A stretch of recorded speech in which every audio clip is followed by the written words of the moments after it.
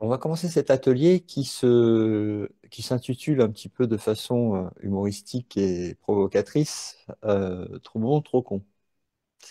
Parce que je pense que c'est un sujet qu'on a déjà abordé dans d'autres ateliers, mais qu'on va explorer encore une fois et qui va nous emmener en fait aussi dans le cours à réviser en fait le chapitre 16 sur la véritable empathie. Alors, c'est un sujet qui intéresse beaucoup de monde. Je sais que là, aujourd'hui, il est pas programmé à la bonne journée, mais il y a beaucoup qui vont le voir en replay parce que on a tous expérimenté la sensation euh, de, de se faire avoir dans le rêve avec les images qu'on voit, de tomber dans des panneaux, on va dire, et ce, à répétition, sans savoir vraiment pourquoi, comment, est-ce que c'est normal, est-ce que c'est pas normal? Alors on va éclaircir un petit peu tout ça aujourd'hui. Donc chapitre 16, le pardon des illusions, la véritable empathie. Avoir de l'empathie, cela ne signifie pas de se joindre à la souffrance, car cela est ce que tu dois refuser de comprendre.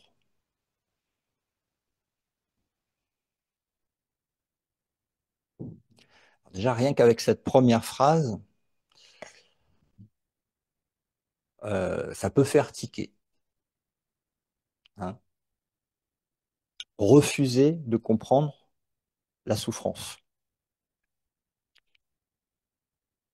Et il continue en nous disant, c'est ainsi que l'ego interprète l'empathie, et il utilise toujours cette interprétation pour former une relation particulière dans laquelle la souffrance est partagée.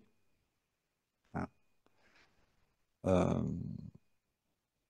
une phrase qu'on peut assimiler à celle-ci, qu'on entend dans ce monde, c'est oh mon pauvre, oh ma pauvre, ah oui, je comprends, t'as fait ci, t'as fait ça, oh, t'as pas de chance, oui, c'est terrible, etc., etc., etc.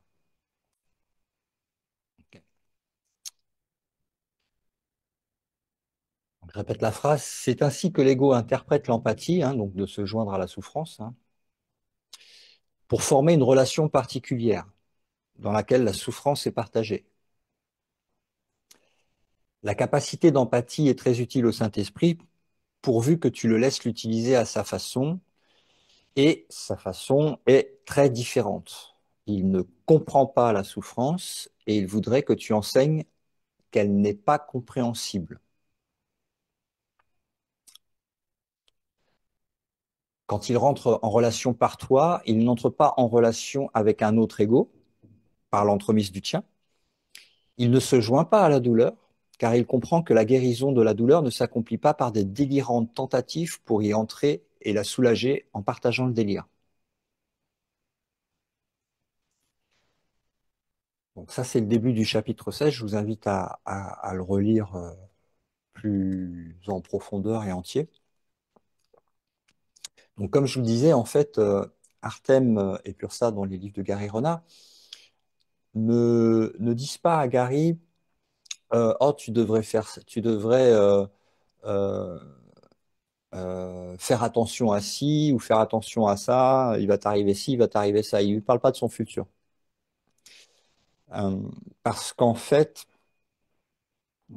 ce sont ce qu'ils appellent les leçons de pardon qu'il va avoir en fait dans son rêve et qui vont,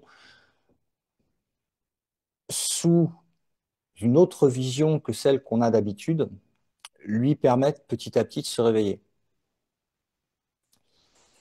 Il y a d'autres indicateurs qui sont donnés dans le courant miracle, à savoir voir son frère comme un corps, c'est l'attaquer.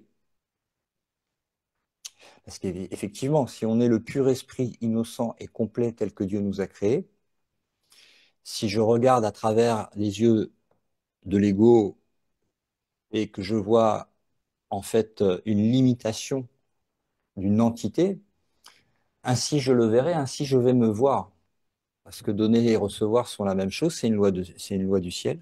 Donc ça fonctionne aussi ici, bien sûr. Et donc, si je le mal perçois, je me mal perçois moi-même. Si je crois qu'il est petit, ou je le rétrécis à une personne ou à un corps, ça veut dire que je l'attaque. Ça s'appelle un blasphème. Et si je le vois ainsi, je me vois ainsi, donc on plonge tous les deux dans le délire.